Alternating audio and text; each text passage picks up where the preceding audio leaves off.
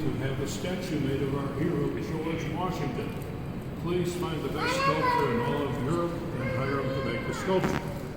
Mr. Jefferson, with the help of Benjamin Franklin, find John Antoine Houdin. Houdin, his name is over there. I don't pronounce it correctly, I'm not French. It's on the plaque over there. Mr.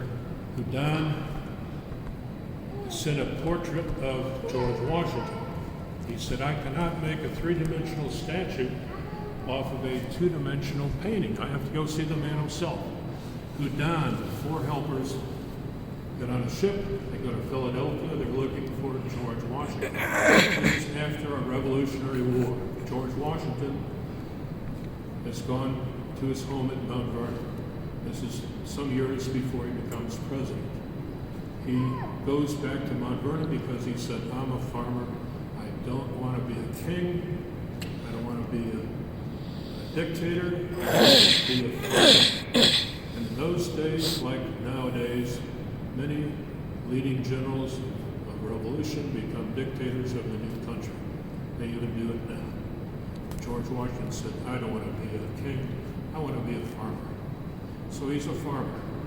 Everybody knows from the 13 independent states, which we are now, they tell Houdin, you just head south from Philadelphia, you will find Mount Vernon. They go to Mount Vernon, knock on the door on Sunday night about 10 or 11 o'clock. Knock on the door. Here comes George Washington. Well, I knew you were coming. I got a letter from the governor. I got a letter from Thomas Jefferson. But I really don't have time to sit for some kind of sculpture thing. I'm a busy man. I have 8,000 acres of land to take care of. I have many, many visitors here. I have visitors right now. You're welcome to join. Welcome to my hospitality, but I don't have time for sitting for a sculpture. So Houdin and his helpers follow him around for several days. A rainy day comes, you can't go out in this terrible rain, stay inside. They start with a life mask. They make a life mask of him.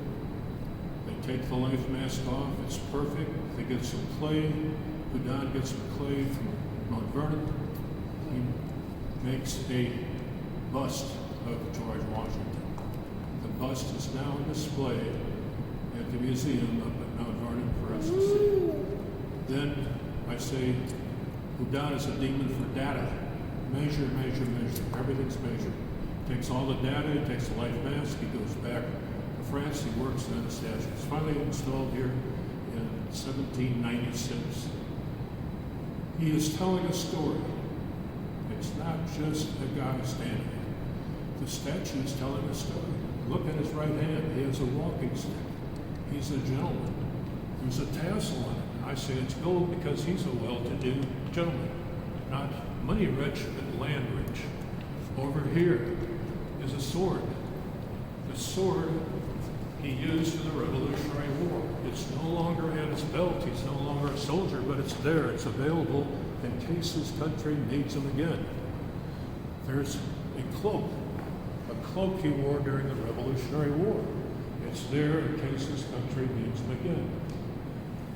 These rods, fasces, there are 13 fasces, 13 original states. The fasces go back to Roman days. The magistrates in Rome would carry these bound together sticks over their shoulder. They're the lawgivers. They're the magistrates. Little arrows wrapped along with the fasces. Representing the time of the French and Indian War, George Washington was in the British militia fighting the French and Indians. Over here is a plow.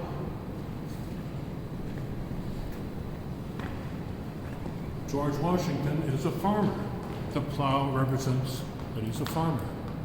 The difference he made here, this vertical, almost vertical pipe is hollow. It contains seed.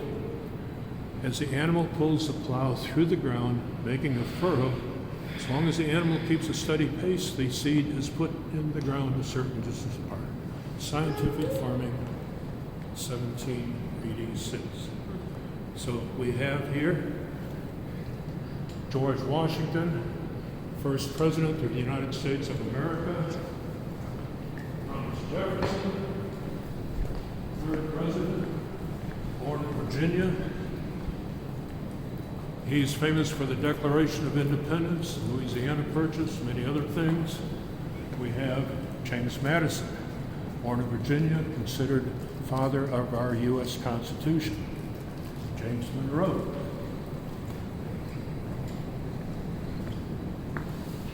James Monroe issued the Monroe Doctrine, where he said no European power can add to their colonies, add to their possessions in the Western Hemisphere. William Henry Harrison, born in Virginia, but living in Ohio when he was elected. So we have him here, born in Virginia. He's the unfortunate president who died 30 days after inauguration. Our vice president, John Tyler, moves up to be president, serves for 3 years and 11 months. He was not too popular by either party, his own party or his opposition party, political party, but I credit him with settling a border dispute between the United States and Canada. If he had not settled that, we could have had a war with Canada. He averted the war. Zachary Taylor, born in Virginia, a hero of the Mexican War. He died 16 months after inauguration. Zachary Taylor, over here.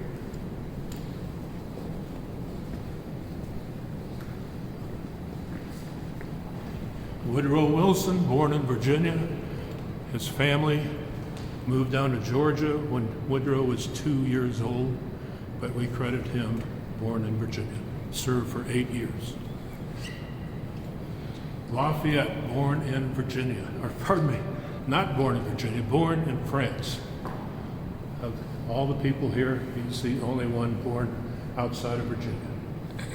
He was 13 years old when his father died. He went to military school. He was 19 years old. He heard about a revolution here in the United Colonies. He came over, he addressed the Continental Congress. He said, I believe in revolution. I believe in independence, liberty. I want to help any way I can. I will spend my own money to equip soldiers to help in the revolution. He wound up spending over $200,000 of his own money. And nowadays that'd be millions. He was 19 years old. The Continental Congress made him a 2-star general. They assigned him to George Washington.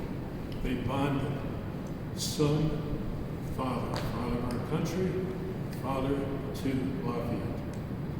Years later, after a revolution, Lafayette went back to France, started a family, had one son, several daughters. One son was named George.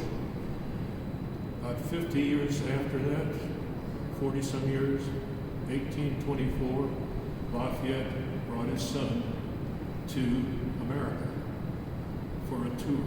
I want to show you where I spent my early years. He intended to stay a month or two. Everybody wanted entertainment, wine and dining, meals, banquets, parades. He wound up staying close to 2 years. He went to people's homes. He saw portraits of George Washington. Okay, state capitals, portraits of George Washington. City halls, the same thing. Then he came here. Lafayette came here and said, this is the best depiction of George Washington I've ever seen. So this, they call the rotunda. Mr. Jefferson and I call it the conference room. Even today, senators from over that chamber, delegates from that chamber will come here and have conferences. Meet and confer. Let's go to the old House of Delegates.